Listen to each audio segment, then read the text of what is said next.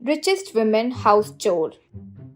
जबलपुर नाम के गांव में तेजपाल नाम के धनवान की पूनम नाम की पत्नी थी। उसकी खूब इच्छा थी कि वो YouTube पर वीडियोस बनाकर किसी दिन बहुत मशहूर हो जाए। इसीलिए वो पागलों की तरह घर पर हो या रोड पर अपने सेल्फी वीडियोस बनाकर YouTube पर अपलोड किया करती थी।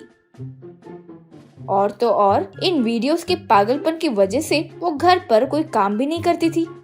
एक दिन घर पर सारी चीजों के साथ सेल्फी ले रही पत्नी के पास आकर तेजपाल, पूनम, ये क्या पागलों की तरह कर रही हो? कुछ समझ आ भी रहा है तुम्हें? क्यों हमारे घर की हर चीज के बारे में पूरे गांव वालों को बता रही हो? पूनम, ये क्या जी ऐसे बोल रहे हो? आप इतनी मेहनत से घर बनाए है तो मैं नहीं दिखाऊं क्या जी? देखिए, आप कुछ भी कहिए, मैं जानती हूँ कि मैं फेमस हो जाऊंगी ना, तो आप इस बात से जलते हो। हाँ तेजपाल, मेरा सर, तुम पूरे चीज दिखाते हुए इसे इस देश से खरीदा, उसे उस देश से खरीदा कहकर इसका कॉस्ट इतना है, उसका कॉस्ट उतना है, ऐसा सबको बता रही हो। उसकी वजह से इनकम टैक्स ऑफिसर्स फोन मिलाकर मुझे कितना तंग कर रहे हैं पता है? पूनम, देखिए, सिर्फ कुछ दिन और आप देखिए, मैं फेमस हो जाऊंगी, आपको तब देख लूंगी। हाँ कहकर वहाँ से गुस्सा होकर चली गई। अगले दिन फिर पूनम अपने घर में काम करने वाले बद्री को बुलाई। अब बद्री से पूनम, रे मैं इतने वैरायटी वीडियोस बना रही हूँ, फिर भी सब्सक्राइबर्स बढ़ क्यों नहीं रहे? वैसे तुमने मुझे सब्सक्राइब किया है क्या?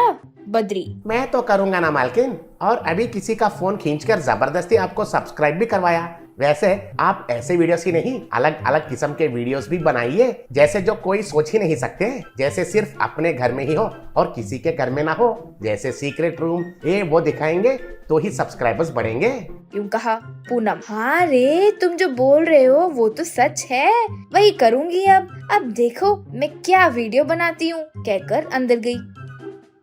अब बद्री के पास उसी घर में काम करने वाला चेतन आया। अब बद्री से चेतन, रे, हम यहाँ घर से पैसे चुराने के लिए आए हैं, तुम क्या रे वीडियो निकालने के लिए एंकरेज कर रहे हो? काम धंधा नहीं है क्या?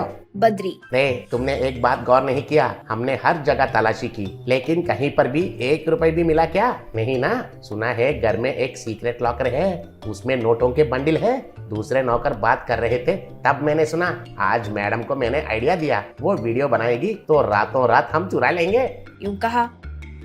फिर कुछ देर बाद पूनम अपने कैमरा के साथ सीक्रेट रूम में एंटर करके वहाँ मौजूद पैसे, जेवरात सब दिखाकर सेल्फी वीडियो रिकॉर्ड की, फिर YouTube पर अपलोड की। कुछ देर बाद फोन लाकर चेतन को वो सीक्रेट रूम वीडियो के बारे में बद्री दिखाया।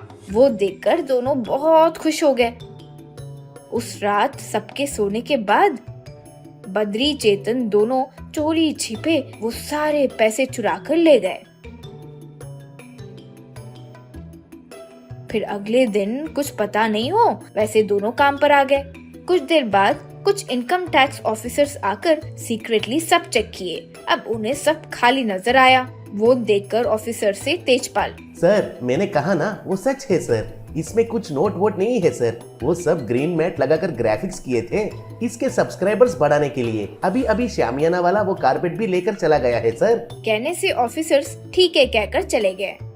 फिर अगले दिन पूनम रोते हुए, अरे ये क्या हो गया भगवान, घर पर लक्ष्मी देवी का वीडियो निकालकर चोरों के हाथ में रख दिया। हे भगवान, ये क्या हो गया? ये रोने लगी। तब तेजपाल, तुम रोना बंद करो, देखा तुम्हारे ये बेकार वीडियोस बनाने से कितना नुकसान हुआ? वैसे हमारे पैसे कहीं नहीं गए। रात को तुम्हारा वीडियो देखकर वो पैसों को ट्रांसपोर्ट करने आया, तभी देखा कि ये बद्री और चेतन चोरी कर रहे थे। ठीक है, लेकर जा ही रहे हैं ना, कम से कम ट्रांसपोर्ट का खर्चा बच जाएंगे सोचकर मैं चुप रहा। जहां उन्होंने छुपाया वहां जाकर हमारे लोग पैसे वापस ला लेंगे। कहने से बद्री चेतन वहाँ से भागने की कोशिश किए। अब दोनों को पकड़कर तेजपाल, थैंक्स रे, कहकर उन्हें ट्रांसपोर्ट के पैसे देकर भेज दिया। फिर वे कुछ नहीं कर सके और वो ट्रांसपोर्ट के पैसे लेकर वहाँ से चले गए।